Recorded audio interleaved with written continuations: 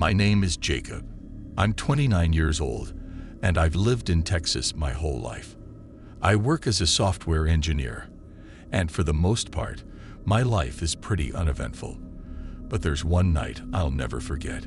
It was a night that changed my perspective on everything. A night that still haunts me every time I drive alone. It was late, around 11:30 p.m., when I left my friend's house. We'd been watching a game and lost track of time. The drive home would take about an hour, mostly through rural backroads. I'd driven that route countless times, but that night, something felt off from the start. The air was unusually thick, the kind of thickness that makes you roll down your windows just to breathe better. Why did the air feel so heavy? I shook off the unease and started the drive. The first few miles were uneventful. Just me, the hum of the engine, and the occasional flicker of streetlights. Then I noticed something strange. In the rearview mirror, a pair of headlights appeared, far behind but moving steadily closer.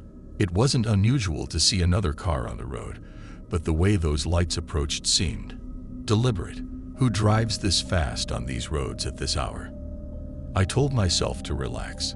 It's just another driver, maybe someone in a hurry. But as the car got closer, I could see it was an old, beaten-up truck. The headlights were glaringly bright, almost blinding. Why wouldn't they dim their lights? As it drew closer, the truck swerved slightly, nearly grazing my bumper before backing off. What was this driver's problem?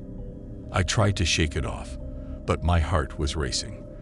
The truck lingered behind me for what felt like an eternity, sometimes falling back, sometimes rushing up as if it would ram into me.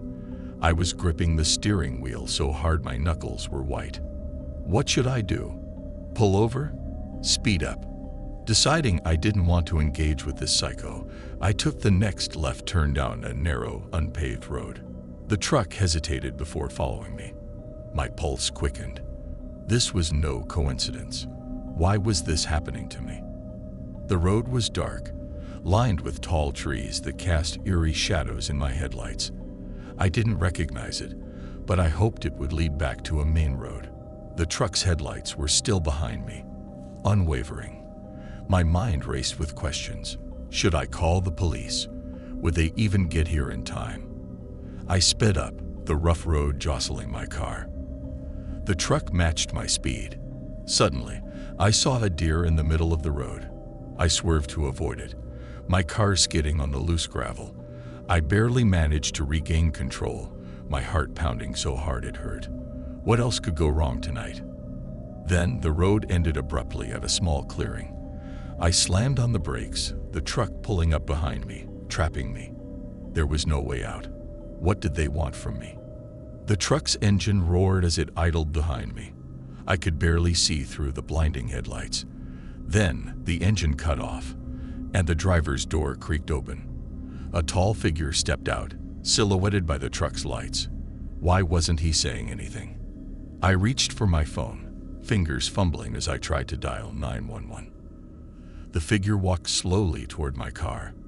I locked the doors, my mind racing through escape plans. The figure stopped just a few feet from my window, staring at me. What did he want? I couldn't make out his face, just the outline of a man.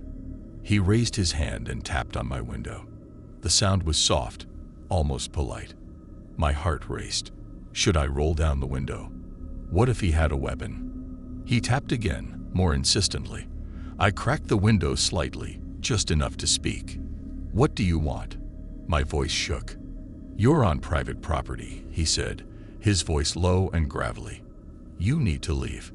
I'm sorry, I stammered. I didn't know. I was just trying to get away from you. Leave, he repeated, more forcefully this time. I nodded, rolling up the window quickly. The man stepped back, and I reversed out of the clearing, the truck's headlights still illuminating the path.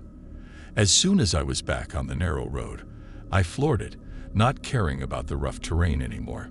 I glanced back once, and the truck was still there, but the man hadn't followed me. I didn't stop driving until I reached the main road. The adrenaline was still pumping through my veins. What had just happened? Who was that man? And why did he chase me? I never took that route again. Every time I drive at night, I can't help but check my rearview mirror constantly, half expecting to see those blinding headlights again. What if next time I'm not so lucky?